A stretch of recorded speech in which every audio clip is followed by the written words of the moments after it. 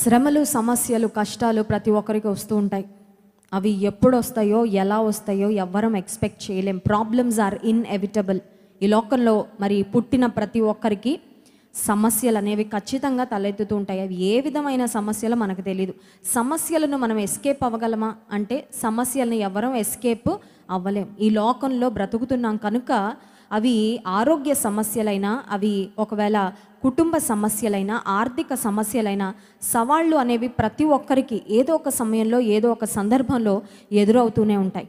కానీ మన సమస్యలు మనల్ని కృంగదీయాలని ప్రయత్నం చేస్తున్న తరుణంలో దేవుని బిడలంగా మన విశ్వాసాన్ని ఎప్పుడు మనం రుజువు చేసుకోవాలంటే, అనుకోని పరిస్థితులు, అనుకోని ఇబ్బందులలో మన జీవితం ఎప్పుడైతే కూరుకుపోతుందో అప్పుడే నిజంగా నీ విశ్వాసం ఎంత బలమైనదో బయటకు వస్తూ ఉంటుంది.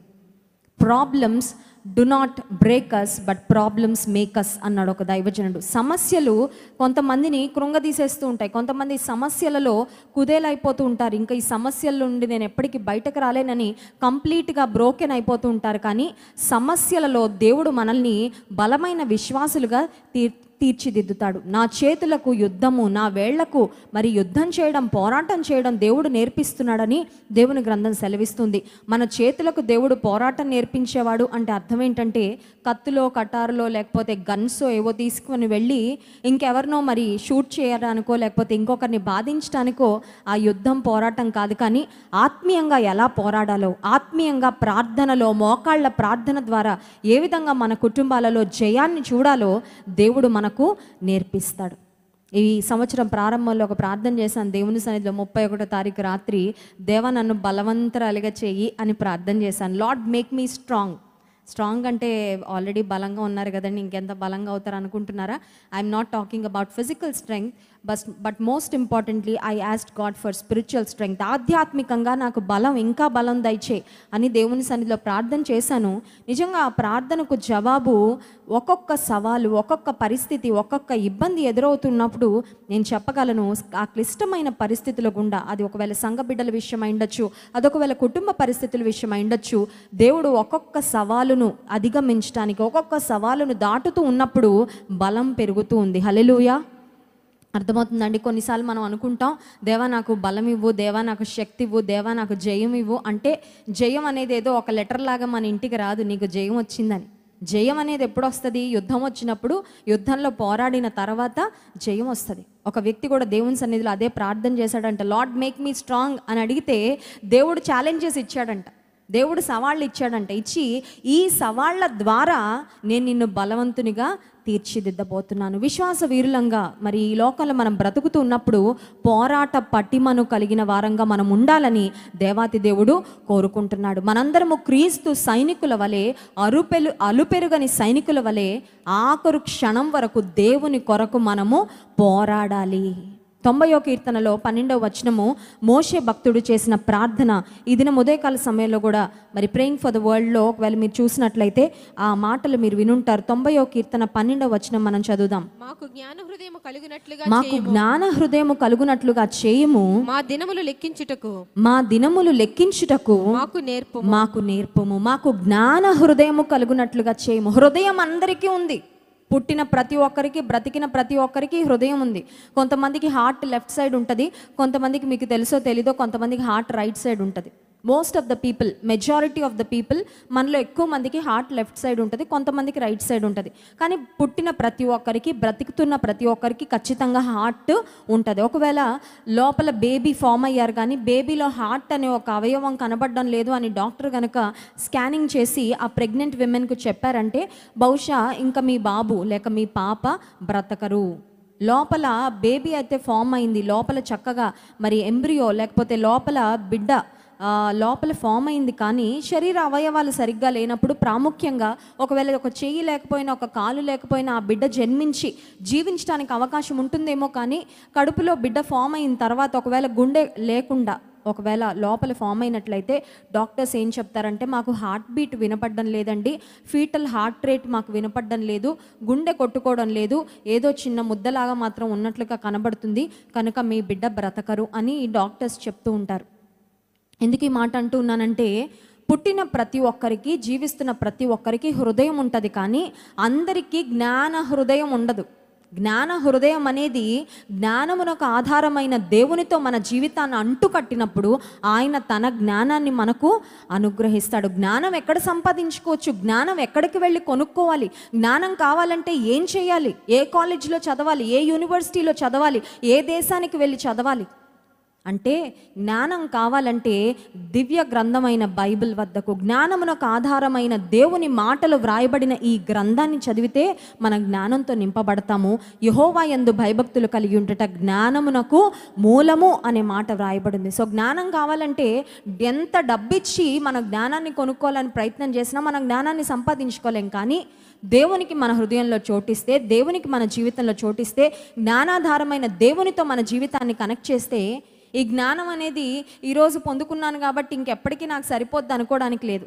జీవితంలో ఒక్కొక్క సందర్భంలో నువ్వు జ్ఞానాన్ని ఉపయోగించాల్సిన పరిస్థితులు వస్తూ ఉంటాయి. సో అటువంటి ప్రతి సందర్భంలో దేవునితో నీ జీవితం అంటుకట్టబడి ఉన్నప్పుడు దేవుడు నీకు జ్ఞానం ఇచ్చి ప్రతి పరిస్థితిలో ఎటువంటి నిర్ణయాలు తీసుకోవాలి, ఏం చేయాలి, ఏం చేయకూడదు, ఎలా వెళ్ళాలి, ఎలా వెళ్ళకూడదు, చక్కని విధానంలో మనల్ని నడిపిస్తూ ఉంటాడు. మోషే భక్తుడు చేసిన ప్రార్థనలో ఇంకొక మాట ఏంటంటే, మా దినములు లెక్కించుటకు మాకు నేర్పు. ఇందాక ఒక చక్కని పాట మనం పాడుకున్నాం, నా బ్రతుకు దినములు లెక్కింప నేర్పు. అంటే అర్థం ఏంటి? మనం ఇంకా ఎన్ని రోజులు బ్రతుకుతాం ఎవరికైనా తెలుసా అండి? $1,000,000 క్వశ్చన్. ఇప్పటి వరకు ఎన్ని రోజులు బ్రతికామంటే బహుశా మీ ఫోన్లో క్యాలిక్యులేటర్ తీసుకొని మీకు పుట్టి ఇప్పటికి ఎన్ని సంవత్సరాలు, ఆ సంవత్సరాలు అయ్యాక ఇంకా ఎన్ని నెలలు అయ్యాయి, ఒక నెలకి ఎన్ని రోజులు, సంవత్సరానికి ఇన్ని రోజులని మల్టిప్లై చేసి బహుశా ఇన్ని వేల రోజులు, ఇన్ని లక్షల రోజులు అని చెప్పగలరేమో. కానీ ఇంకా ఎన్ని రోజులు మిగిలి ఉన్నాయో మీలో ఎవరికైనా తెలుసా? ఎవ్వరికీ తెలియదు. డాక్టర్లకైనా తెలుసా? ఫేమస్ డాక్టర్స్కి, చాలా జ్ఞానం సంపాదించుకున్న సైంటిస్టులకు తెలుసా వాళ్ళకి ఎన్ని దినాలు మిగిలిన్నాయో? Nobody knows how many days we are left with. మనకి ఇంకెన్ని రోజులు మిగిలిన్నాయో మనకెవ్వరికీ తెలీదు. అయితే మోషే భక్తుడు చేసిన ప్రార్థన ఏంటంటే, బైబిల్ చరిత్రకారులు చెప్పే మాట ఏంటంటే, మోషే తన జీవిత చరమాంకంలో అంటే ఆఖరు దినాల్లో నెబో కొండ శిఖరం మీదకు వెళ్ళి అక్కడ నుంచి కనాను ప్రాంతాన్ని దూరం నుంచి చూసినట్లు మరి బైబిల్ గ్రంథంలో మనం గమనిస్తున్నాం. మోషే దేవుని ప్రజలను ఐగుప్తు నుండి బయటకు తీసుకొని వచ్చి కనాను దాదాపు దగ్గర వరకు, ఆ బార్డర్ వరకు నడిపించాడు. కానీ దేవుడు మోషేకి చెప్పిన మాట ఏంటంటే, మోషే నీవు మాత్రం కనానులోకి అడుగు పెట్టడానికి నీకు నేను పర్మిషన్ ఇవ్వడం లేదు, నీకు ఇంతవరకు ఈ కృప ఇచ్చాను. చూడండి, కొన్నిసార్లు మనం చాలా ఆశలు, చాలా కలలు ఉంటాయి, కానీ దేవుని చిత్తానుసారంగా మన ఆశలు, మన కలలు దేవుడు అప్రూవ్ చేస్తాడు. ఆయన చిత్తానుసారంగా మనం ఏది అడిగినా ఇస్తాడు. మోషే 40 సంవత్సరాలు నడిపించి ఖచ్చితంగా కోరుకొని ఉంటాడు, కనానులో అడుగు పెట్టే భాగ్యం అయ్యా నాకు. ఇన్ని లక్షల మందిని నేను కనకపోయినా వాళ్ళ బరువు బాధ్యత అంతా నెత్తి మీద పెట్టుకొని మోసాను కదా, కనాను దేశంలోకి అడుగు పెట్టే భాగ్యమే అని బహుశా ఖచ్చితంగా మోషే అడుగుంటాడేమో. కానీ దేవుడు ఎంతవరకు మోషేకు పర్మిషన్ ఇచ్చాడంటే, నెబో పర్వత శిఖరం మీద ఎక్కి ఇక్కడ నుంచి చూడు, దూరం నుంచి చూడు. మేము ఇజ్రాయెల్ దేశము ధన్య మరి 1 year బేబీ అప్పుడు ఇజ్రాయెల్ దేశం వెళ్ళడం జరిగింది. అప్పుడు నెబో పర్వత శిఖరం మేము ఎక్కి అక్కడ నుండి కనాను దేశాన్ని చూసామన్నమాట. అంటే అక్కడ నుండి కనాను దేశం నాలాంటి వాళ్ళకైతే కళ్ళద్దాలు లేకుండా, స్పెక్స్ లేకుండా కనబడుతుంది. కానీ ఖచ్చితంగా ఓల్డ్ ఏజ్లో ఉన్న వాళ్ళకైతే స్పెక్స్ పెట్టుకున్నా కూడా కనబడదన్నమాట, అంత దూరంగానే ఉంది. అయితే మోషేకి అప్పటికి 120 సంవత్సరాల వయసు దాదాపు. మొదటి 40 సంవత్సరాలేమో ఫరో యొక్క అంతఃపురంలో ఫరో కుమార్తె యొక్క కుమారుడుగా పెరిగాడు, రాజకుమారుడుగా రాజభోగాలు అనుభవిస్తూ. ఆ తర్వాత 40 సంవత్సరాలేమో మిద్యాను అరణ్యంలో పెరిగాడు, తన మామయ్యన ఇత్రో మందలను మేపుతూ. ఆ తర్వాత 40 సంవత్సరాలేమో తిరిగి దేవుని యొక్క మాటను బట్టి ఐగుప్తు దేశానికి వచ్చి ఫరోతో మాట్లాడి దేవుని ప్రజలను అరణ్యం గుండా, విల్డర్నెస్ గుండా నడిపించాడు. సో 40 సంవత్సరాలు, టోటల్గా 120 years మోషే బ్రతికిన బ్రతుకు. 120 సంవత్సరాలకి అప్పట్లో మరి కళ్ళద్దాలు ఉన్నాయని నేనైతే అనుకోవడం లేదు, స్పెక్స్ ఉన్నాయని. ఈరోజు అంటే దేవుని మహాకృప వలన సైన్స్, టెక్నాలజీ అభివృద్ధి చెంది మరి మనకు ఒకవేళ చిన్న ఐసైట్ ప్రాబ్లం ఉన్నా మనం చక్కగా చూడగలం. రీడింగ్ గ్లాసెస్ ఉంటాయి, బైబిల్ చదువుకోవాలంటే చక్కగా రీడింగ్ గ్లాసెస్ పెట్టుకొని మనం చదువుతూ ఉంటాం. సో మోషేకు చాలా మంచి కంటి చూపు కూడా ఉంది. నెబో పర్వత శిఖరం ఎక్కి దూరము నుండి కనాను ప్రాంతాన్ని చూసి బహుశా దేవుని స్తుతించి ఉంటాడు. ఏమనంటే, దేవా కనీసం కంటితో చూసే భాగ్యమైన నాకు ఇచ్చావు, నీకు వందనాలని. హల్లెలూయా. ఎందుకు ఈ మాట చెప్తున్నానంటే, మన జీవితంలో మనకు ఎన్నో ఆశలు ఉండొచ్చు, ఎన్నో ఆశయాలు ఉండొచ్చు, కానీ ఆయన చిత్తమే మన జీవితంలో నెరవేరుతుంది. ఆయన ఎంతవరకు నడిపిస్తే అంతవరకు, ఆయన ఎంతవరకు నడిపిస్తే అంతవరకు మన జీవితంలో మనం వెళ్ళగలం. మోషే తన జీవిత చరమాంకంలో ఆఖరు దశలో రాసిన కీర్తన, ఆఖరు దశలో రాసిన కీర్తన అంటే ఇందులో చాలా శ్రేష్టమైన మాటలు ఉంటాయి. అవునంటారా కాదంటారా? అంటే 120 years బ్రతికిన ఒక వయోవృద్ధుడు మోషే నా ఇల్లంతటిలో నమ్మకమైన వాడని దేవుని చేత మెప్పు పొందిన వ్యక్తి.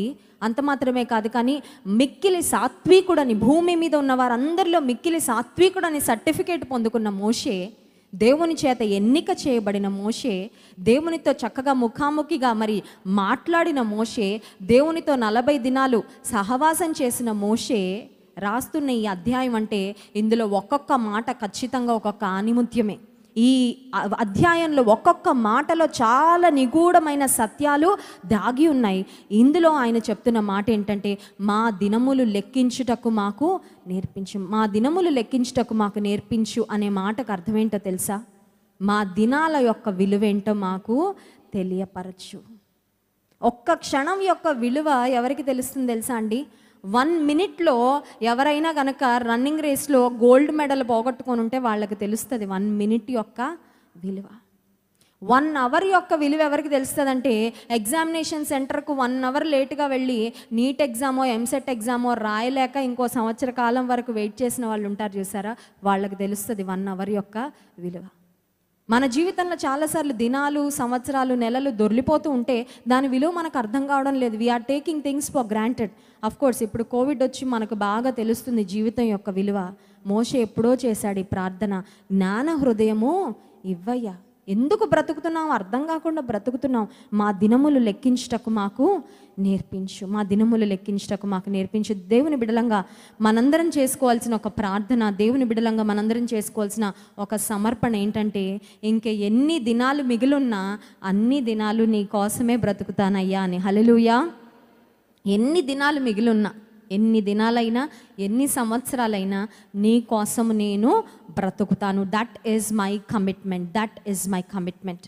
ఈ రాత్రికాల సమయంలో దేవుని వాక్యంలో నుండి దేవుని ఆశ్రయించటను గురించి కొన్ని ప్రాముఖ్యమైన అంశాలు మీ జ్ఞాపకం చేయాలని ఆశపడుతున్నాను. ఎన్ని దినాలు బ్రతికినా నీ కోసం బ్రతుకుతాను అని కమిట్మెంట్ తీసుకున్న మనము బ్రతికినన్ని దినాలు ఆయనను మాత్రమే ఆశ్రయిస్తూ మనము బ్రతకాలి. ఆశ్రయం అంటే అర్థం ఏంటంటే, కష్టం ఏమైనా రాగానే పరిగెట్టి వెళ్ళగలిగిన స్థలం. చూడండి, ఆడపిల్లలకి ఎప్పుడైనా కష్టాలు వచ్చాయనుకోండి, పరిగెత్తుకొని ఎక్కడికి వెళ్ళిపోతారు? అమ్మగారింటికి వెళ్ళిపోతారు. జస్ట్ ఒక పోస్ట్ నేను చూశాను ఇక్కడికి రాకముందు. అందులో ఏం రాశారంటే, ఒక అందమైన యవ్వనస్తురాలు మరి తన భర్త పెట్టే వేధింపులు భరించలేక ఇంటికి వస్తానని ఫోన్ చేస్తే వాళ్ళ అమ్మ నాన్నలు అన్నారంట, కష్టమో సుఖమో నీ అత్తగారింట్లో నీ భర్త దగ్గరే ఉండమ్మా, మా దగ్గరికి రాకు అన్నందుకు ఆ అందమైన స్త్రీ, యవనస్తురాలు తన అందమైన జీవితాన్ని మరి తన చేజేతుల సూసైడ్ చేసుకొని చనిపోయింది. ఆ కింద ఒక కొటేషన్ రాశారు, చాలా బాధ కలిగింది.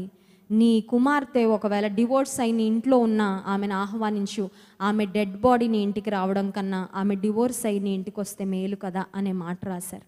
ఎందుకు ఈ మాట చెప్తున్నానంటే, నిజంగా ఆమె కష్టాలు భరించలేక అమ్మగారు ఇంటికి వద్దామని బహుశా అనుకొని ఉంటుందేమో, కానీ అమ్మగారు ఇంటివారు తన తల్లిదండ్రి బహుశా పరువు పోతుందమ్మా, ఇన్ని లక్షల కట్నం ఇచ్చి నీకు పెళ్లి చేసాం, ఏ ముఖం పెట్టుకొని బంధువులకు జవాబు చెప్పం, అందరి మధ్యలో నవ్వుల పాలు అయిపోతాం అని బహుశా అనుంటారేమో. మనస్తాపం చెంది అనుకుంది, నా అమ్మ నాన్నలు బాధ పెట్టడం కంటే నేను బాధపడడం నయమేమో అని ఆ అందమైన యవనస్తురాలు తన జీవితాన్ని ముగించుకుంది.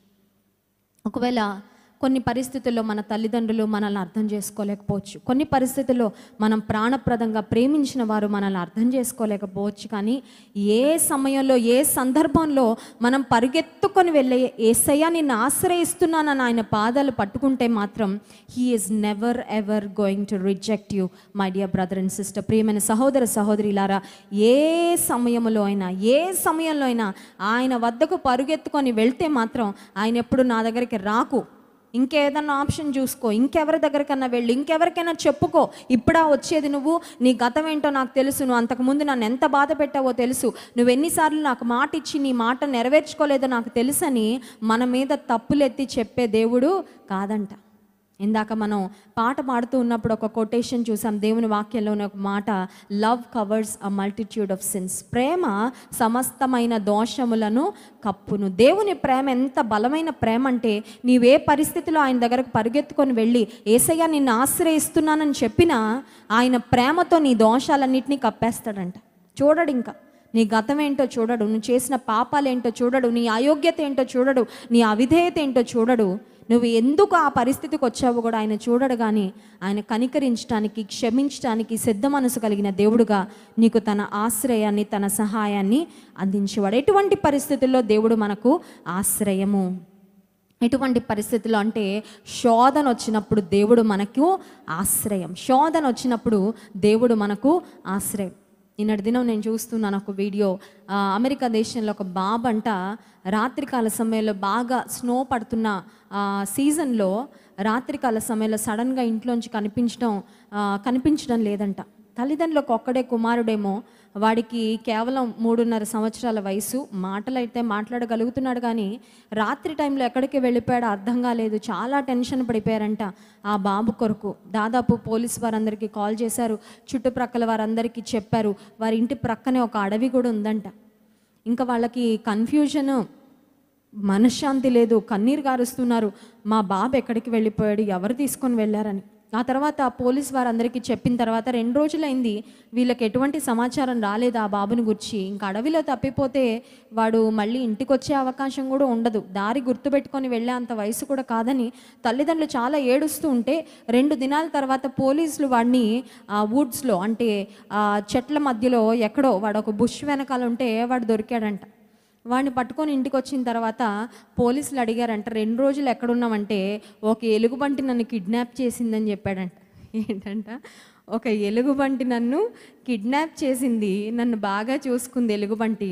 మరి అది నిజమో అబద్ధమో తెలియదు, కానీ వాడు కనీసం ఒంటి మీద సరిగ్గా బట్టలు కూడా వేసుకోకుండా ఉన్నాడంట. ఆ సమయంలో ఆ చలిలో వాడు 2 రోజులు ఆ అడవిలో ఉన్నాడంటే, ఆ ఎలుగుబంటి బహుశా దాని ఫర్న్ అలా కప్పిందేమో, దాని బిడ్డను పట్టుకున్నట్టుగా పట్టుకుందేమో, మనకు తెలియదు. కానీ దేవుడిచ్చిన ఆశ్చర్యమైన కాపుదల. 2 రోజుల తర్వాత బాగానే ఉన్నాడంటే, తిండి లేక మావాడు చచ్చిపోయి ఉంటాడని వాళ్ళ అమ్మ టెన్షన్ పడుతుంది, చలికి చచ్చిపోయి ఉంటాడని నాన్న టెన్షన్ పడుతున్నాడు. కానీ వాడు వచ్చాక చెప్పిన ఆశ్చర్యకరమైన విషయం ఏంటంటే, ఒక బేర్ నన్ను కిడ్నాప్ చేసింది, she took very good care of me, నన్ను చాలా బాగా చూసుకుంది అని చెప్పాడంట. ఎందుకు ఈ మాట చెప్తున్నానంటే, దేవుడు మనకు ఆశ్రయం, దేవుడు మనకు సహాయం. ఎలా అందిస్తాడు సహాయం? ఎటువంటి పరిస్థితుల్లో ఆయన అందించగలడా? ఖచ్చితంగా అందిస్తాడు. నీ శోధనల్లో నీకు సహాయం అందిస్తాడు, నీ సమస్యలలో నీకు సహాయం అందిస్తాడు, నీ వేదనలో నీకు సహాయం అందిస్తాడు, నీ వ్యాధిలో నీకు సహాయము అందిస్తాడు. ఒకవేళ జీవితంలో కారు చీకటి కమ్ముకున్నా, కారు మబ్బులు కమ్ముకున్నా, ఏమి ఎటు వెళ్ళాలో తోచడం లేదు, నో డైరెక్షన్, గురి ఏమీ తెలియడం లేదు, ఏదో అనుకున్నాను కానీ ఏదో అయిపోయింది జీవితంలో, ఎటు వెళ్ళాలి? అటువంటి పరిస్థితుల్లో నువ్వు దేవుని ఆశ్రయిస్తే దేవుడు ఖచ్చితంగా నీకు సహాయము చేస్తాడు, దేవుడు ఖచ్చితంగా నీ పక్షంగా కృప చూపిస్తాడు. 2వ కీర్తన 12వ వచనంలో ఒక చక్కని మాట వ్రాయబడింది, చదువుకుందాం. 2వ కీర్తన 12వ వచనం, ఆయన కోపము త్వరగా రగులుకొనును, ఆయన కోపము త్వరగా రగులుకొనును, కుమారుని ముద్దు పెట్టుకొనుడి, లేని ఎడల ఆయన కోపించును, అప్పుడు మీరు త్రోవ తప్పి నశించెదరు. ఆయనను ఆశ్రయించు వారందరూ ధన్యులు, ఆయనను ఆశ్రయించు వారందరూ ధన్యులు. Blessed are those who put their trust in him. Blessed అనే మాట ఇంగ్లీష్లో వ్రాయబడింది, తెలుగులో ధన్యత, ధన్యులు. మా అమ్మాయికి ధన్య అని పెట్టాం పేరు, అంటే it's another form of Blessy అన్న, దీవెన అన్న, ధన్యత అన్న, ఇవన్నీ ఆశీర్వాదానికి మరొక పర్యాయ పదాలని మనం చెప్పుకోవచ్చు. ధన్యులు, ఎవరు ధన్యులు? ఎవరు ఆశీర్వదించబడిన వారు, ఎవరు దీవెన పొందినవారు, ఎవరు దేవుని కృపను పొందుకున్న వారంటే ఆయనను ఆశ్రయించువారు ధన్యులు. నీ జీవితంలో నీకు ఒక లిస్ట్ ఉందా? పలానా సందర్భంలో దేవుని ఆశ్రయించానండి, పలానా పరిస్థితుల్లో దేవుని వద్దకు వెళ్ళాను, పలానా సందర్భంలో నేను ప్రార్థన చేశాను, దేవుని పాదాలు పట్టుకున్నాను, దేవుడు నాకు సహాయము చేశాడు. ఆయనను ఆశ్రయించువారు అందరూ ధన్యులు. ఈ లోకంలో చాలామంది చాలా వేరే సోర్సెస్ని ఆశ్రయిస్తూ ఉంటారు. చూడండి, కొంతమందికి ఏదైనా వ్యాధి కానీ, వ్యాధి లక్షణాలు కానీ కనబడగానే గూగుల్కి వెళ్ళిపోయి ఎతికేస్తూ ఉంటారు. మీకు కూడా ఎక్స్పీరియన్స్ అనుకుంటా కదా. ఏదైనా చిన్న ఏమైనా ర్యాష్ వచ్చింది అనుకోండి, ర్యాష్ ఎందుకు వచ్చింది, ఈ ర్యాష్ ఏమవుతుంది అని కొడితే ఆ గూగుల్ మీకు చూపించే జవాబులకి మీకు మైండ్ బ్లాక్ అయిపోద్ది అనమాట. అర్థమవుతుందా? ఏదో ఇక్కడ ఛాతీలో నొప్పి అనగానే ఇంకా దాన్ని రకరకాలుగా ఎక్స్ప్లెయిన్ చేసేస్తుంది గూగుల్. చాలాసార్లు సమస్య రాగానే, శ్రమ రాగానే, ఇబ్బంది రాగానే నెట్లోకి వెళ్ళిపోయి ఎతికేస్తూ ఉంటాం. ఏంటి సొల్యూషన్, ఏంటి ఈ ప్రాబ్లమ్ ఏమై ఉండొచ్చు, లేకపోతే మనకు తెలిసిన వారందరికీ ఫోన్ చేసేస్తూ ఉంటాం. ఈ లోకంలో కూడా చాలామంది సమస్యలు వచ్చినప్పుడు, ఇబ్బందులు వచ్చినప్పుడు రకరకాల సోర్సెస్ని ఆశ్రయిస్తూ ఉంటారు. 118వ కీర్తన 8-9 వచనాలు చదువుకుందాం. 118వ కీర్తన 8-9 వచనాలు. మనుష్యులను నమ్ముకొనుట కంటే యెహోవాను ఆశ్రయించుట మేలు, యెహోవాను ఆశ్రయించుట మేలు. రాజులను నమ్ముకొనుట కంటే యెహోవాను ఆశ్రయించుట మేలు, యెహోవాను ఆశ్రయించుట మేలు. హల్లెలూయా. మనుష్యులను నమ్ముకొనుట కంటే యెహోవాను ఆశ్రయించుట మేలు. మనుష్యులు ఎంతవరకు సహాయం చేయగలరు? మనుష్యులు ఎంతవరకు మనల్ని ఆదుకోగలరు? Every human being has limitations. మనుషులు, వారి తల్లిదండ్రులైనా, వారు ఒకవేళ ఒక ఉన్నతమైన స్థితిలో ఉన్న ఉన్నతాధికారులైనా, రాజులైనా, ఎవరైనా సరే మనకు వారు సహాయం చేయడానికి ఒక లిమిట్స్ ఉంటాయి ఖచ్చితంగా. They have a limit. వాళ్ళు ఓన్లీ కొంత ఒక పరిమితి వరకు వారు సహాయం చేయగలరు. కానీ లిమిట్లెస్ హెల్ప్ ఎవరు అందించగలరు? అన్లిమిటెడ్ హెల్ప్ ఎవరు అందించగలరు? ఎలాంటి పరిస్థితుల్లో అయినా ఎవరు సహాయం చేయగలరు? రాజులను నమ్ముకొనుట కంటే యెహోవాను ఆశ్రయించుట మేలు. మేలు కలుగుతుందంట. దేవుని ఆశ్రయిస్తే ఏం కలుగుతుంది? దేవుని ఆశ్రయిస్తే ధన్యులం అవుతాము. దేవుని ఆశ్రయిస్తే ఆశీర్వాదం వస్తుంది. ఇక్కడ చూస్తున్నాము, యెహోవాను ఆశ్రయించుట మేలు. రాజులను నమ్ముకొనుట కంటే యెహోవాను ఆశ్రయించటం మేలు. ఒక యవనస్తురాలు అమెరికా దేశంలో తన ఫ్రెండ్ ఇంటికి వెళ్ళిందంట. ఫ్రెండ్ ఇంటికి వెళ్ళి, మనకు కూడా ఫ్రెండ్ ఇళ్ళకి వెళ్ళామనుకోండి, ఆ గంటల నిమిషాల్లాగా అయిపోతూ ఉంటాయి కదా. 2 గంటలు కూర్చున్నాక 5 మినిట్సే కదా అయింది అనుకుంటాం. అంటే మనకి ఇష్టమైన వారితో మనం మాట్లాడుతున్నప్పుడు చాలాసార్లు మనకి టైం తెలియదు, టైం చూసుకోం కూడా. సరే, సాయంకాలం వెళ్ళింది. వాళ్ళ డాడీ వాళ్ళకి చెప్పింది, 1 గంట సేపట్లో వచ్చేస్తాను, చీకట పడక ముందు అని చెప్పింది. వెళ్ళింది. కానీ అలా డిస్కషన్లో పడిపోయి అది ఇది కబుర్లు చెప్పుకుంటూ టైం అయిపోయింది. అయిపోయిన తర్వాత సడన్గా చూసేసరికి she realised it's dark outside. బయటంతా చీకటి, బాగా చీకటిగా ఉంది. ఇంటికి బయలుదేరాలి కదా. సరే, అప్పట్లో సెల్ ఫోన్స్ లేకపోతే వెంటనే కాంటాక్ట్ చేయడానికి ఇటువంటి అవకాశాలన్నీ లేవి. చాలా సంవత్సరాల క్రితం జరిగిన సంఘటన.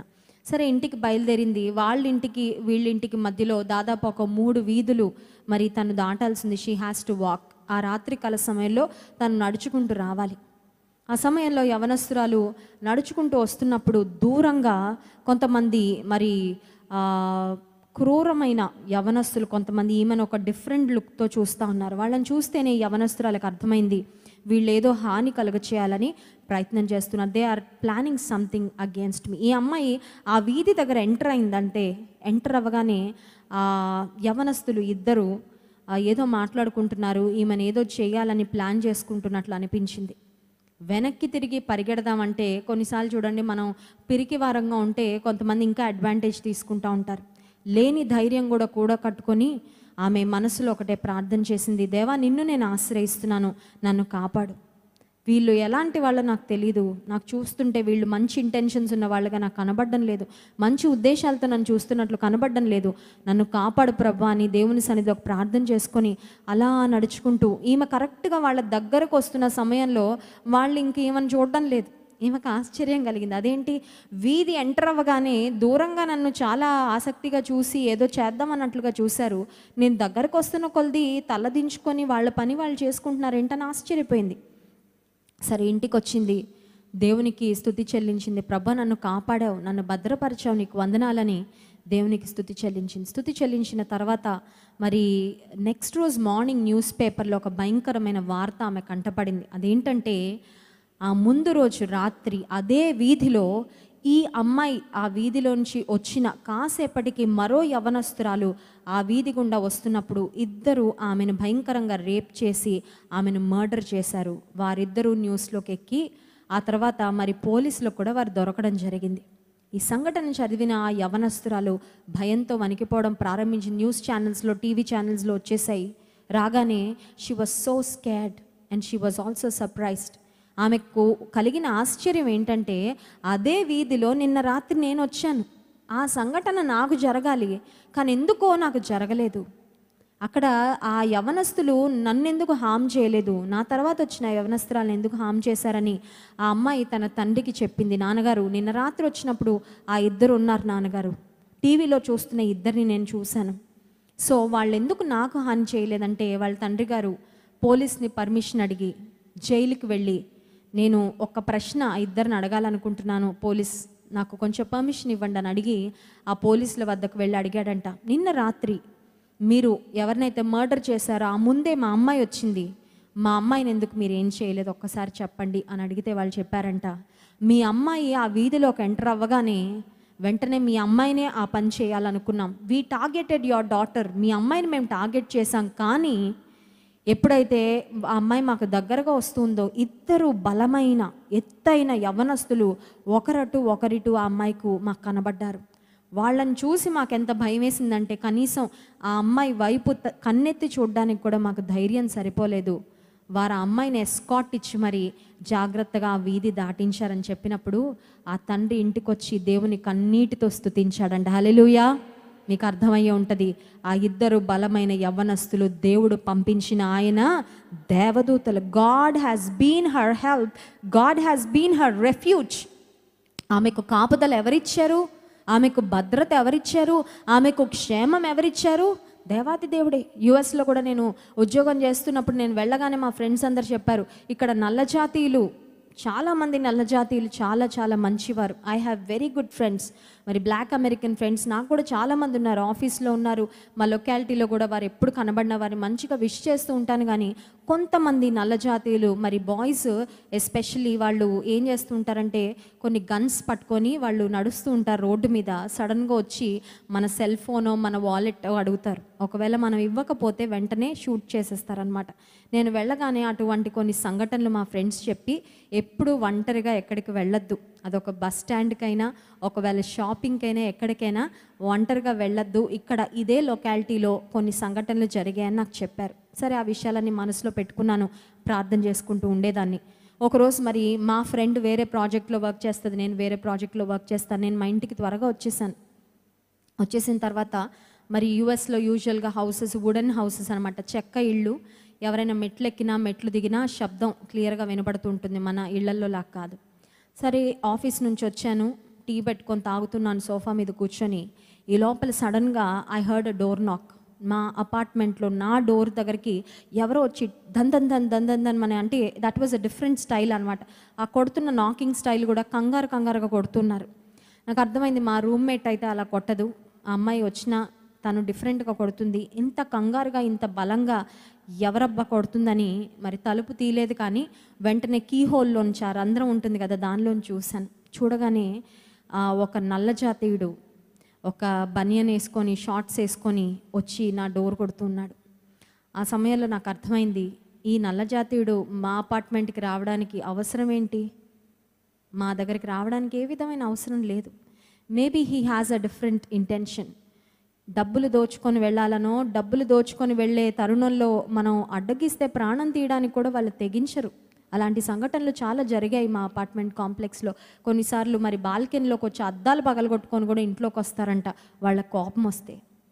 అలాంటి పరిస్థితుల్లో నేను ఒక్క పని చేయగలిగాను. నేను చేయగలిగింది కూడా ఏమీ లేదు. సైలెంట్గా ఆ డోర్ దగ్గర నిలబడి ప్రార్థన చేశా, ప్రభువా ఆ వ్యక్తి ఎలా వచ్చాడో అదే దారిలో అతన్ని పంపించే, please save me, protect me, I'm your child. నేను నీ బిడ్డను, నన్ను నువ్వు కాపాడని ప్రార్థన చేస్తూనే ఐ జస్ట్ టిప్టోడ్, నా కాళ్ళు మునివేళ్ల మీదనే సైలెంట్గా నడిచాను. ఎందుకంటే నేను గట్టిగా అడుగులేసిన ఈ ఇంట్లో ఎవరో ఉన్నారని అర్థమవుతుంది, ఇంకేదో రకంగా ఇంట్లోకి బ్రేక్ ఇన్ అవ్వడానికి ప్రయత్నం చేస్తాడని నా మునివేళ్ల మీద నడుస్తూ సైలెంట్గా మా బెడ్రూమ్లోకి వచ్చి, బెడ్రూమ్ కూడా బోల్ట్ వేసేసుకున్నాను. ఇన్ కేస్ ఆ డోర్ బ్రేక్ చేసుకొని లోపలికి వస్తే అట్లీస్ట్ ఇంకొక అవకాశం ఉంటుందని ఆ బెడ్రూమ్లోకి వచ్చి నా బెడ్రూమ్ కూడా డోర్ బోల్ట్ వేసేసుకొని అలాగే ప్రార్థన చేస్తూ వచ్చాను.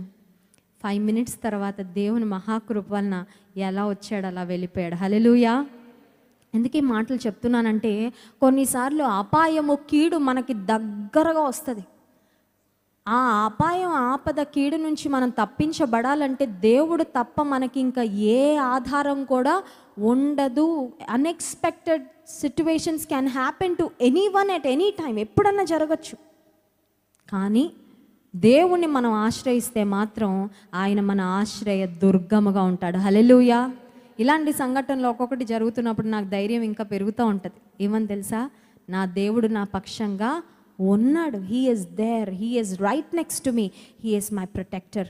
నరులను నమ్ముకొనుట కంటే, రాజులను నమ్ముకొనుట కంటే, మనుషులను నమ్ముకొనుట కంటే యెహోవాను ఆశ్రయించుట మేలు. మరొక శ్రేష్టమైన వాగ్దానము దేవుని వాక్యంలో నుండి చూద్దాం. చూడండి, 9వ కీర్తన 10వ వచనం. Psalm 9 and verse 10.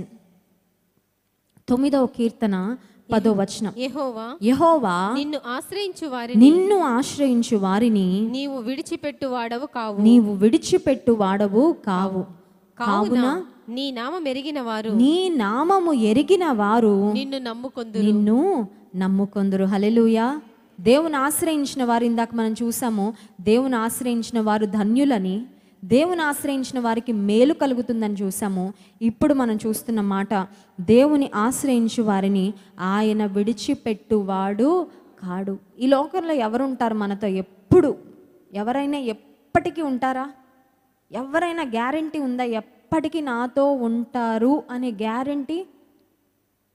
ఎప్పటికీ మనతో ఉండే ఒకరు మాత్రం ఉన్నారు. అది ఎవరంటే యేసయ్య. హల్లెలూయా. ఈ లోకంలో ఉంటారు, ఈ లోక ప్రయాణం అయ్యాక కూడా దేవుడు మనతో ఉంటారు. యెహోవా నిన్ను ఆశ్రయించు వారిని నీవు విడిచిపెట్టువాడవు కాదు. He will not leave his people. ఆయన విడిచిపెట్టే దేవుడు కాదు. ఇంకొక మాట చూడండి, 142వ కీర్తన 4వ వచనాన్ని చదువుకుందాం. 142వ కీర్తన 4వ వచనం. నా కుడి ప్రక్కను నిదానించి చూడుము. 142వ కీర్తన 4వ వచనం. నా కుడి ప్రక్కను నిదానించి చూడుము. నన్నెరిగిన వాడు ఒకడును నాకు లేకపోయెను. ఆశ్రయమేదియు నాకు దొరకలేదు. నా ఎడల జాలిపడువాడు ఒకడును లేడు. యెహోవా నీకే నేను మొరపెట్టుచున్నాను, నా ఆశ్రయ దుర్గము నీవే. హల్లెలూయా. కొన్నిసార్లు మన పరిస్థితి ఎలా ఉంటుందంటే, నన్ను ఆదుకొని వాళ్ళు ఎవరైనా కంటికి కనబడితే బాగుండు కదా. మనుషులం కాబట్టి కంటికి కనబడని దేవుని మీద ఆధారపడడం కంటే కంటికి కనబడే మనిషి నుంచి ఏదైనా ఆధారం వస్తే బాగుండని కోరుకుంటాం, అవునా కదా? కంటికి కనబడే మనుష్యులు ఎవరైనా నన్ను ఆదరిస్తే బాగుండు, ఎవరైనా నాతో ఉన్నానని చెప్తే బాగుండు, ఎవరైనా నా పక్షంగా ఉంటానని చెప్తే బాగుండు, నాకు ఒక భరోసా ఇస్తే బాగుండని చాలాసార్లు మనుషుల వైపు నుంచి మనం సపోర్ట్ కోసం చూస్తూ ఉంటాం. కానీ ఇక్కడ దావీదు పరిస్థితి ఎలా ఉందంటే, నాకెవ్వరూ లేరు, నన్ను ఎరిగిన వాడు ఒక్కడును నాకు లేకపోయినా, I have no one who knows me, ఆశ్రయం ఏది నాకు దొరకలేదు. కానీ దావీదు తెచ్చుకుంటున్న ధైర్యం ఏంటంటే, నా ఆశ్రయ దుర్గము నీవే. దేవుని దగ్గరకు మనం ఎప్పుడు వెళ్ళినా నువ్వెవరో నాకు తెలియదని చెప్పడు దేవుడు. ఈ మధ్య కూడా మరి పాస్టర్ గారి జీవితంలో జరిగిన ఒక సంఘటన జాన్ వెస్లీ గారు లైవ్లో ఆరాధనలో వివరించారు. పాస్టర్ గారిని చిన్నప్పుడు ఫ్రెండ్గా, మరి వాళ్ళ ఊర్లో పల్లెటూరులో చదువుకున్న ఒక చైల్డ్హుడ్ ఫ్రెండ్, అతనికి మ్యాథ్స్ రాకపోతే పాస్టర్ గారు మ్యాథ్స్ చెప్తూ ఉండేవారంట. పెద్ద అయిన తర్వాత ఒకసారి పాస్టర్ గారు వైజాగ్కి వెళ్తే, వైజాగ్లో బస్ స్టాండ్లో బస్ కోసం వెయిట్ చేస్తూ ఉంటే అక్కడికి ఒక మంచి ఎక్స్పెన్సివ్ కార్లో ఒక వ్యక్తి చాలా హుందాగా తయారయ్యి అక్కడికి వచ్చాడంట. అతన్ని చూడగానే, అతని ముఖ పోలికలు అన్నీ, అతని రూపం చూడగానే పాస్టర్ గారు గుర్తుపట్టి అతని పేరు పిలిచి, నీకు నేను గుర్తున్నానా అని అడిగారంట. అడగగానే అతను ఎవరో తెలీదు అన్నట్లుగా ఒక క్వశ్చన్ మార్క్ ఫేస్ పెడితే పాస్టర్ గారు అన్నారంట, చిన్నప్పుడు మనం కలిసి చదువుకున్నాం కదా పలానా ఊర్లో పలానా స్కూల్లో, నీకు అప్పుడప్పుడు నేను మ్యాథ్స్ చెప్తూ ఉండేవాడిని కదా, గుర్తుందా అని అనగానే ఎస్ అనలేదు, నో అనలేదు.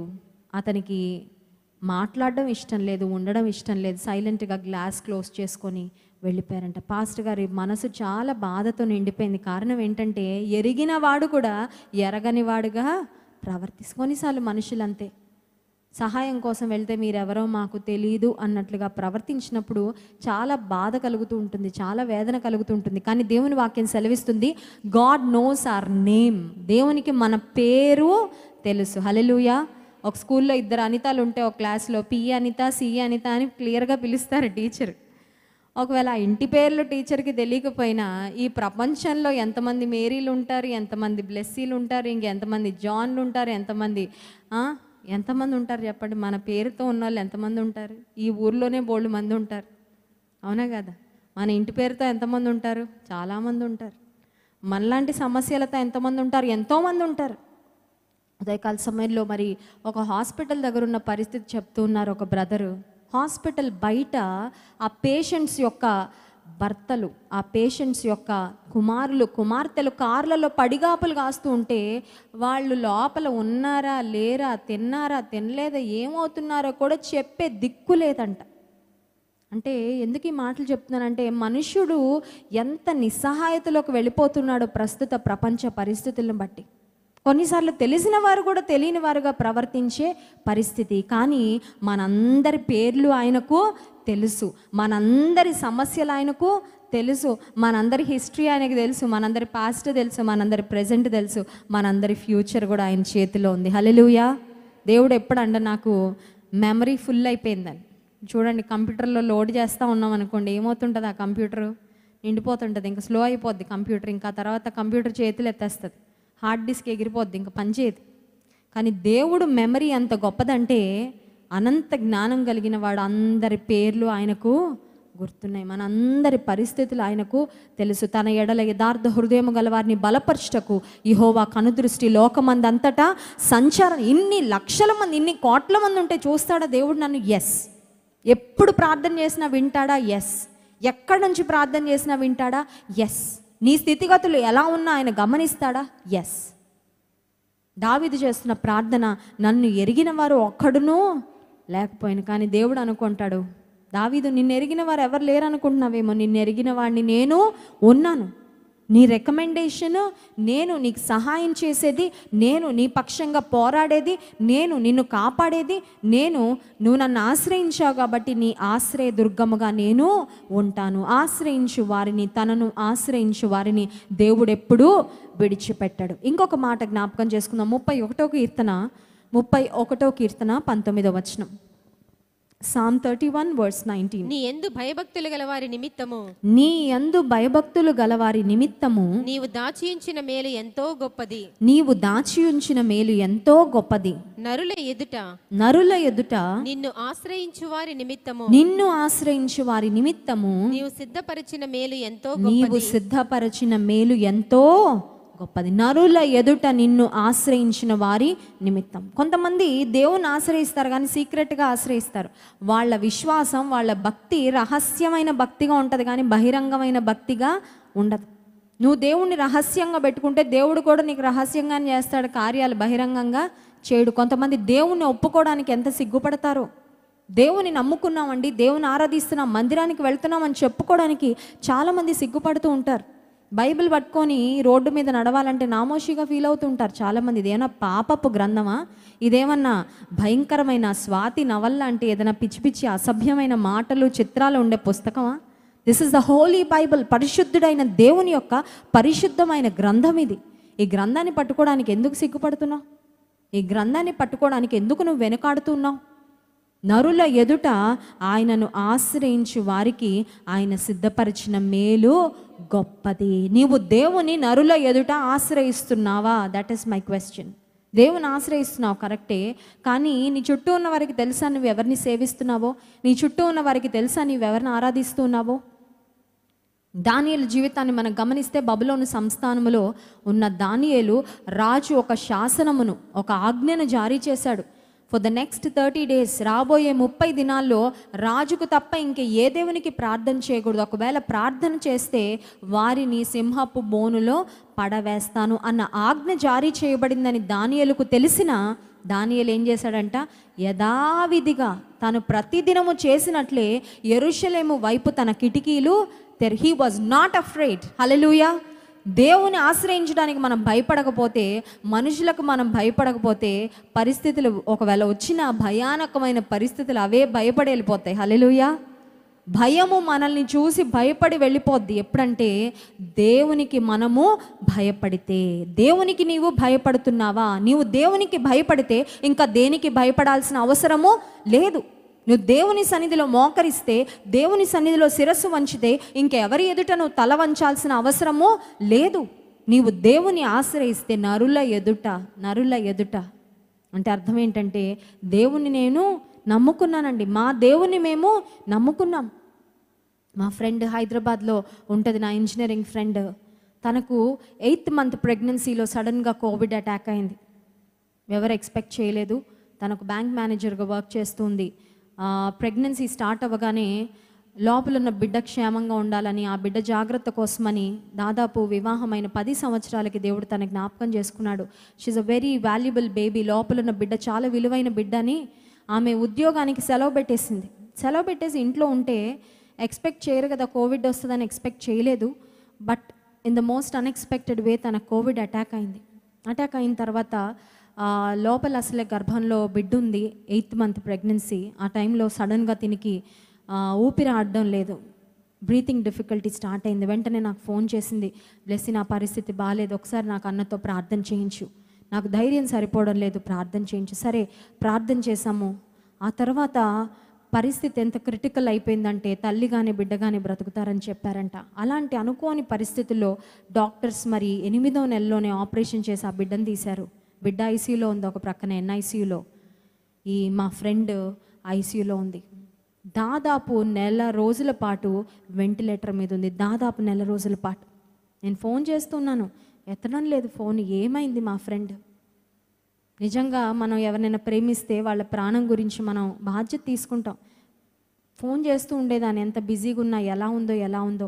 లాస్ట్కి తన భర్త నంబర్ ఎప్పుడో అంతకుముందు నాకు ఫోన్ చేస్తుంటే తనకు ఫోన్ చేసి అడిగాను, బ్రదర్ ఎలా ఉంది మీ వైఫ్? సిస్టర్ మీ నంబర్ కోసమే చూస్తున్నాం, మా భార్య ఐసీయూలో ఉంది, షీఈ్ ఆన్ ద వెంటిలేటర్, దాదాపు 3 వారాల పైన అయిపోయింది, ప్రార్థన చేయండి. కేవలం దేవుడు ఒక అద్భుతం చేయాలి. 1 నెల రోజుల తర్వాత మరి మేము కూడా చాలా భారంగా ప్రార్థన చేస్తూ వచ్చాం. 1 నెల రోజుల తర్వాత తను మళ్ళీ నాకు ఫోన్ చేసింది, వెంటిలేటర్ మీద 1 నెల రోజులు నేను ఉన్నాను, నా కలలో యేసయ్య వచ్చాడు, నా కలలో దేవదూతలు వచ్చారు, నా కలలో దేవదూతలు నా బిడ్డను నాకు తీసుకొచ్చి చూపించారు బ్లెస్సీ. నా కలలో నా తల్లిదండ్రులు నా దగ్గరకు వచ్చినట్లుగా చూశారు. ఇంట్లో మా మమ్మీకి కోవిడ్, మా డాడీకి కోవిడ్, నా సహోదరుడికి కోవిడ్, నా సిస్టర్కి కోవిడ్. వాళ్ళెవ్వరూ హాస్పిటల్కి వచ్చే పరిస్థితి కూడా లేదు. కానీ ఈ 1 నెల రోజులు ఎలా గడిచిందో నాకు తెలీదు. దేవుడు తన దూతల్ని పంపించాడు. నువ్వు వచ్చావా నా కొరకు హాస్పిటల్కి అని అడుగుతుంది. మీ అక్క వచ్చిందా నా కోసం హాస్పిటల్కి అని అడిగింది. నేను తను డిసప్పాయింట్ చేయకూడదని, వచ్చాంలేమ్మా నీ కోసం వచ్చాం, నేను చూసాం. నేను చూశాను మీ అందరినీ, నా కోసం మీరు అందరూ వచ్చారు, చాలా థ్యాంక్స్. ఈరోజు నేను బ్రతుకున్నానంటే దేవుని కృప. 2 వారాల క్రితం నాకు ఫోన్ చేసి చెప్పింది, నేను డిశ్చార్జ్ అయ్యాను. డిశ్చార్జ్ అవుతున్న సమయంలో ఐసీయూలో ఉన్న నర్సులు, డాక్టర్స్ ఒకటే మాట చెప్పారమ్మా, నువ్వు నమ్ముకున్న దేవుడు గొప్ప దేవుడు అని. హల్లెలూయా. ఎందుకు ఈ మాట చెప్తున్నానంటే, నరుల ఎదుట ఆయనను ఆశ్రయిస్తే ఆయన చేసే కార్యాలు ఆ విధంగా హోప్లెస్ అండి. ఇమాజిన్ 4 వారాలు తనకి ఎలా గడిచాయో తెలియదు, అన్కాన్షియస్లో ఉంది.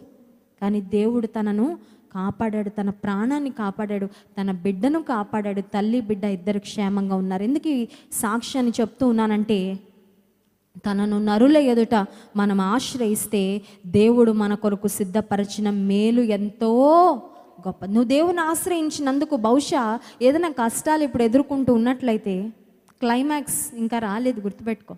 ఇంకా నువ్వు చేయాల్సిన ప్రయాణం ఉంది. నీ కోసం మేలే ఇస్తాడు కానీ దేవుడు ఖచ్చితంగా కీడు మాత్రము ఇవ్వడు. యోసేపు జీవితంలో దేవుని ఆశ్రయించినందుకు కష్టాల వెంబడి కష్టాలు.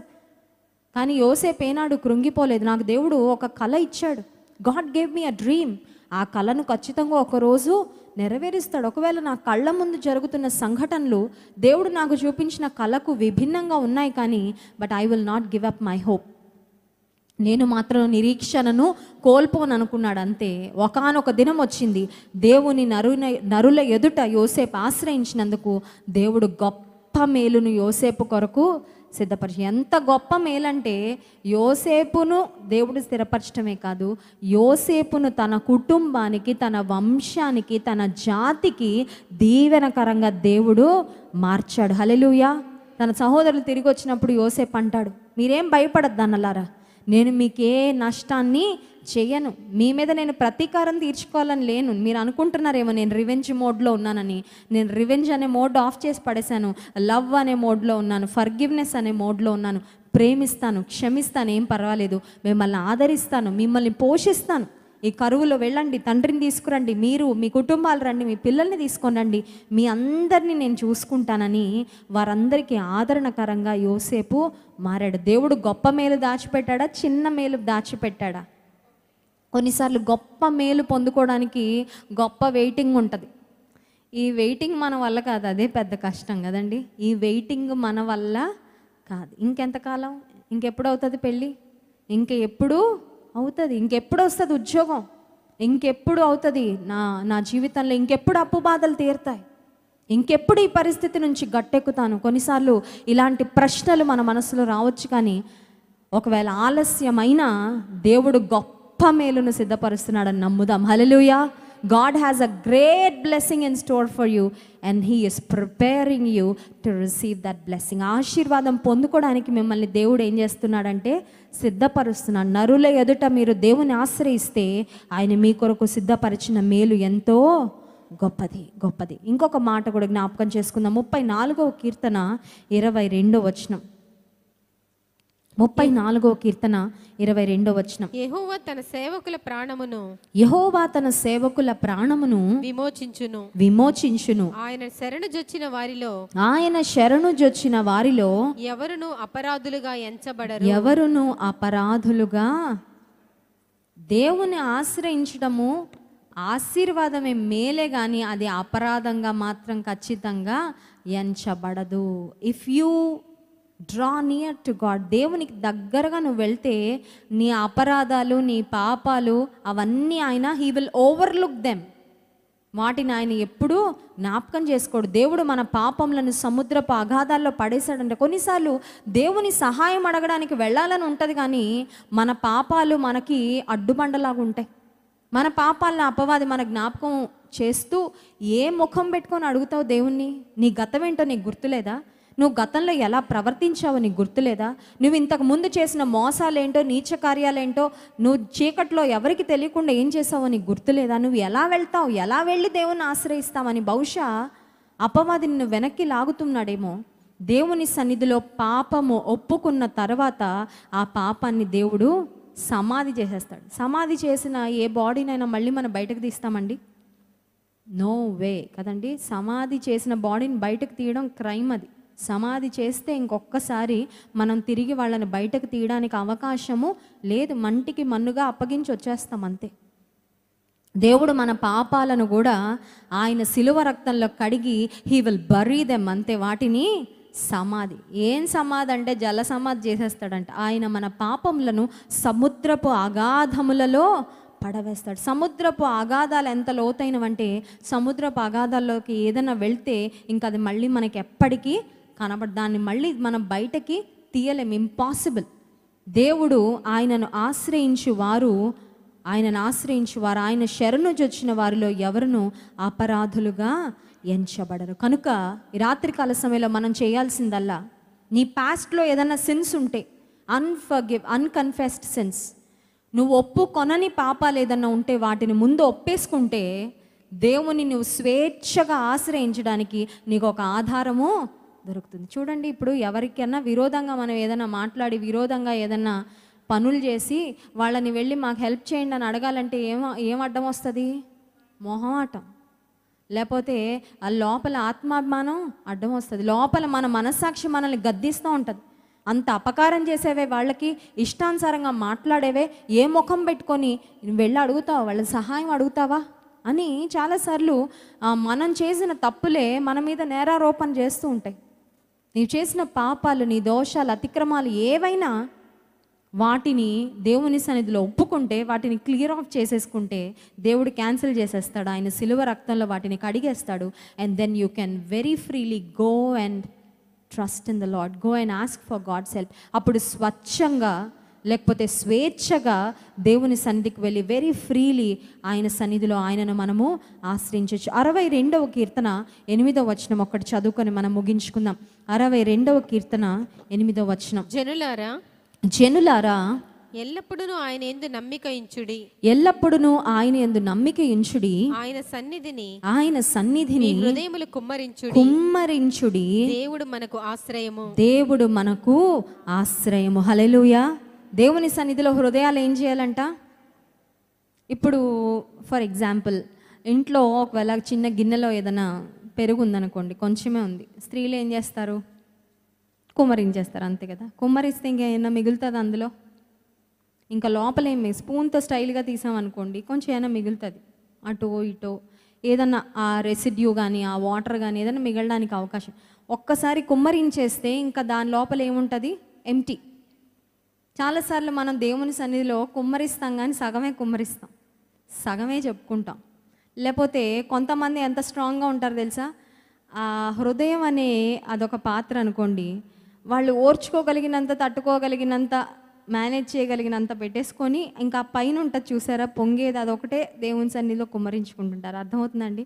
I'm trying to explain it. Visualise చేసుకోగలిగితే మీకు అర్థమవుతుంది. తట్టుకోగలిగినంత తట్టేసుకొని ఇంకా ఆ పైన ఉంటుంది చూసారా, అప్పుడు కుమ్మరించుకోవడానికి అది కూడా కొంచెమే, ఆ పైన మరి పొంగి పొర్లిపోతూ ఉంటుంది కదా, అదొకటే కుమ్మరించుకుంటాం. కానీ దేవుని సన్నిధిలో హృదయాన్ని ఏం చేయాలంట? కంప్లీట్గా pour out your heart, even if it's a stress that you're going through, even if it's a pressure that you're going through. అదొకవేళ భయమైనా, అదొకవేళ చింతైనా, వాట్ ఎవర్ ఇట్ ఇస్, వేదనైనా, ఏదైనా సరే దేవుని సన్నిధిలో కుమ్మరించుకోగలిగితే దేవుడు మనకు ఆశ్రయముగా ఉంటాడు. ఆయనే మన ఆశ్రయం. 7వ వచనం 62వ కీర్తన. నా రక్షణకు, నా మహిమకు దేవుడే ఆధారము, నా బలమైన ఆశ్రయదుర్గం, నా ఆశ్రయము దేవుని యందే ఉన్నది. నా బలమైన ఆశ్రయదుర్గం. He is my strong fort. బలమైన ఆశ్రయ దుర్గం. ఒకసారి ఒక వీడియో చూస్తున్నాను. ఆ వీడియోలో ఒక వంతెన, ఒక బ్రిడ్జ్ ఉంది, భయంకరమైన వరదలు వస్తూ ఉన్నాయి. ఆ బ్రిడ్జ్ కూలిపోవడానికి రెడీగా ఉంది. కొంతమంది పాపం ఊరి వాళ్ళు ఇటువైపు నుంచి వరద పొంగుకొని వస్తుందని అటువైపుకు దాటుదామని ప్రయత్నం చేస్తున్నారు. దుర్దినములు రాకముంది అన్న పాటలో ఉంటుంది ఆ విజువల్, మీరు చూస్తే కనుక. కొంతమంది తల మీద సామాను, వాళ్ళ పిల్లల్ని చంకనేసుకొని కింద పట్టుకొని స్పీడ్గా ఆ వంతెన, ఆ బ్రిడ్జ్ దాటాలని పరిగెడుతూ ఉంటారు. పాపం ముందు వెళ్ళిన వాళ్ళు బ్రతికిపోయారు, కానీ కొంతమంది మాత్రం అలా వెళ్ళిన ఇంకా ఆల్మోస్ట్ దాటుతారు అన్న పాయింట్లో ఆ బ్రిడ్జ్ కొలాప్స్ అయ్యి వాళ్ళు చనిపోతారు. అంటే వాళ్ళు ఏమనుకున్నారంటే ఈ వంతెన మాకు ఏదో ఒక విధంగా సహాయపడుతుంది అనుకున్నారు, కానీ but that was a week bridge. ఆ వంతెనకి అంత బలం లేదు. ఆ వంతెనకి కిందున్న పునాదులు ఆల్రెడీ వీక్గా ఉన్నాయి. ఆ నీటి ఎద్దడి వలన, నీటి ప్రవాహం వలన ఆ వంతెన ఆల్రెడీ బలహీనంగా ఉంది. కొంతమందికి సహాయం చేయగలిగింది, కానీ ఆ తర్వాత వారికి సహాయము చేయలేకపోయింది. నిండు ప్రాణాలు కళ్ళ ముందు అటోళ్ళు చూస్తున్నారు, ఇటు వాళ్ళు చూస్తున్నారు, అక్కడే సడన్గా పడిపోయారు, ఆ వాటర్లో కొట్టుకొని వెళ్ళిపోయారు. ఎందుకు ఈ మాట చెప్తున్నానంటే, దేవుడు మనకు ఆశ్రయము బలహీనమైన ఆశ్రయము కాదు, బలమైన ఆశ్రయం. బలమైన ఆశ్రయం. ఎంత బలమైన ఆశ్రయం అంటే, ఎంతమంది వెళ్ళి ఆయన మీద ఆధారపడినా ఆయన బ్రిడ్జిలాగా కూలిపోయే బలహీనమైన ఆశ్రయము కాదు. హల్లెలూయా. He is our strong fort, he is our strong tower, he is our refuge, he is our help, he is our strength. మన సహాయము, మన బలము, మన ధైర్యం ఆయనే. కనుక ఈ రాత్రికాల సమయంలో దేవుని వాక్యపు వాగ్దానాలను జ్ఞాపకం చేసుకున్న మనము, అయ్యా నిన్ను ఆశ్రయిస్తున్నాను, అయ్యా నీ మీద ఆధారపడుతున్నానని దేవుని సన్నిధిలో ఆయన వైపు చూద్దాం. అందరం కళ్ళు మూసుకోనండి. దేవా, నా కోట నీవే, నా దుర్గం నీవే, నా ఆశ్రయము నీవే. ఒకవేళ జీవితంలో అనుకోని సవాళ్ళు, ఒకవేళ తుఫానులు నీ జీవిత నావపైకి చెలరేగుతూ ఉండొచ్చు, కానీ దేవుడు నీకు సహాయం చేస్తాడు, దేవుడు నిన్ను కాపాడుతాడు, దేవుడు నిన్ను సురక్షితంగా ఉంచుతాడు, దరికి చేరుస్తాడు. ప్రియమైన సహోదరి, జీవిత నావలో తుఫానులు ఎదురవుతూ ఉన్నప్పుడు కలవరి పడిపోతున్నావా, కృంగిపోతున్నావా? దేవుడే నీ ఆశ్రయము, దేవుడే నీ ధైర్యం.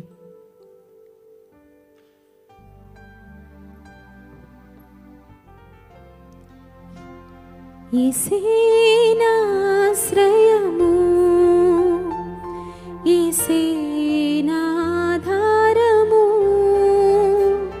యేసే నా ఆశ్రయము, యేసే నా ఆధారము. నా కోట నీవే, నా దుర్గము నీవే, నా కాపరి నీవే. నా కోట నీవే, నా దుర్గము నీవే, నా కాపరి నీవే. జీవనావలు తుఫాన్లు చెలరేగిన అలలు నీ మీద ఎగిసి పడుతూ ఉన్నాయేమో, భయపడొద్దు. నీ తోడు ఉంటాడు, నిన్ను దరికి చేరుస్తాడు, నడిపిస్తాడు యేసయ్య.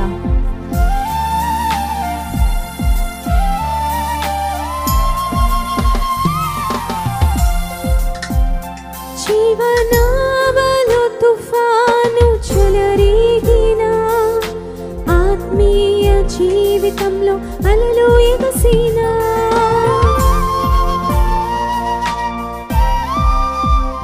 జీవనావలు తుఫాను చెలరేగిన, ఆత్మీయ జీవితంలో అలలు ఎగసిన. నాకు తోడనుండును, నన్ను దరి చేర్చును, చుక్కాని దారి చూపును. నాకు తోడనుండును, నన్ను దరి చేర్చును, చుక్కాని దారి చూపును. యేసే నా ఆశ్రయము, యేసే నా ఆధారము, యేసే నా ఆశ్రయము, యేసే నా ఆధారము. నా కోట నీవే, నా దుర్గము నీవే, నా కాపరి నీవే. నా కోట నీవే, నా దుర్గము నీవే, నా కాపరి నీవే, నా కాపరి నీవే, నా కాపరి నీవే. విక్టర్ బాబు గారు వచ్చి ప్రార్థన చేసి ఆశీర్వాదంతో ముగిస్తారు. అలాగే కళ్ళు మూసుకొని ఉందాము, ప్రార్థనతో ఈ మీటింగ్ని ముగించుకుందాం.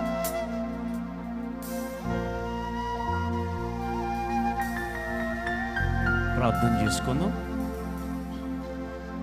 పరిశుద్ధుడు తండ్రి, మహోన్నతుడైన మా దేవా, జీవాధిపతి, కనికరము కలిగిన మా యేసుక్రీస్తు ప్రభువా, నీకు వందనాలు స్తోత్రాలు చెల్లించుకొనిచున్నాం. మా సంఘాన్ని, మమ్మల్ని అందరినీ మీరు ప్రేమించావు. మేము ఇంకా విశ్వాసం ఎదగాలని, ప్రార్థనలో ముందుకు సాగిపోవాలని, వాక్యములో బలపరచబడాలని ప్రభువా, మీ దాసుల ద్వారా ఏర్పాటు చేయబడిన ఈ 40 దినాల ఉజ్జీవ సభలను బట్టి నీకు స్తోత్రాలు చెల్లించుకొనిచున్నాం. దినదినం ప్రభువా, మీరు మాతో స్పష్టంగా సూటిగా తేటగా మీరు మాట్లాడుతూ వస్తున్నావు.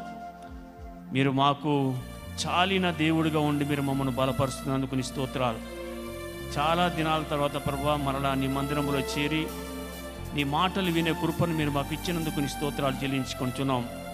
చాలా దినాలు ప్రభువా, నిరాశతో, నిస్పృహతో, కృంగిన స్థితిలో ఉన్నప్పుడు ప్రభువా, నాయన ఏ దారి లేక, ఎవరి సహాయము మాకు లేక ప్రభువా, కొన్నిసార్లు బాధపడుతూ నాయన నిట్టూర్పు విడుస్తూ టీవీ ముందు కూర్చొని ఏమీ తోచని పరిస్థితులు కూడా చాలా దినాలు మేము ప్రయాసపడ్డాం. మరల మా ప్రయాసాన్ని మీరు గుర్తించి మరల మీరు మాకు చక్కని ద్వారాలు మీరు తెరవచేసి మరల నీ మందిరములో చేరి శ్రేష్టమైన మాటలు వినటానికి మీరు కృప చూపిస్తున్నందుకు నీ స్తోత్రాలు చెల్లించుకుంటున్నాం. ఈ 5వ దినముల ప్రభు మీరు మాతో స్పష్టంగా సూటిగా తేటగా మీరు మాట్లాడినందుకు నీ స్తోత్రాలు. ఎవరైతే యెహోవాను ఆశ్రయిస్తారో వారికి తోడుగా ఉండే దేవుడు, బలపరిచే దేవుడు, సహాయం చేసే దేవుడు, వారికి అన్నిటిని తుడిచే దేవుడు, వారిని ఆదరించే దేవుడుగా మీరు మాకు దొరికినందుకు నీ స్తోత్రాలు చెల్లించుకుంటున్నాం. ఈ రాత్రి కృంగిన వారిని లేవనెత్తుమని ప్రార్థిస్తున్నాం. బలహీనులను బలపరచండి ప్రభువా, ఇబ్బందిలో ఉన్నవారిని పరామర్శించండి ప్రభువా, కష్టాల్లో ఉన్నవారిని దోదార్చమని ప్రార్థిస్తున్నాం. వ్యాధి చేత బాధపడుతున్న వారికి సంపూర్ణమైన స్వస్థతను కూడా రాత్రి మీరు అనుగ్రహించి మరి ప్రార్థన చేస్తున్నాను దేవా, నీకు వందనాలనైనా. కనికరించి కృప చూపించి సహాయం చేసి నడిపించండి. విన్న మాటలు మా జీవితాలు మేము ఫలింపును ఆశీర్వాదాన్ని పొందుకోవడానికి కూడా మీ సహాయం చేసి నడిపించండి. మరలా ఎవరు గృహాలకు వారు వెళుతుండగా మీ సన్నిధి తోడుగా ఉంచి నడిపించండి. రేపటి దినం యొక్క పరిశుద్ధమైన దినం ప్రభువా, త్వరగా మా పనులన్నీ ముగించుకొని నీ మందిరానికి వచ్చి నీ శ్రేష్టమైన మాటలు, ఆశీర్వాదకరమైన మాటలు, దీవెనకరమైన మాటలు, మా హృదయానికి ఆనందాన్ని కలిగించే మాటలు మీ దాసుల ద్వారా వినగలడు కూడా మీ సహాయం చేసి నడిపించి ఘనత ప్రభావాలు మీకు ఆరోపించుకోవాలని ప్రార్థన చేస్తూ నజరేయుడైన యేసుక్రీస్తు నామమున అడిగి వేడుకొనిచున్నాము తండ్రి. ఆమేన్.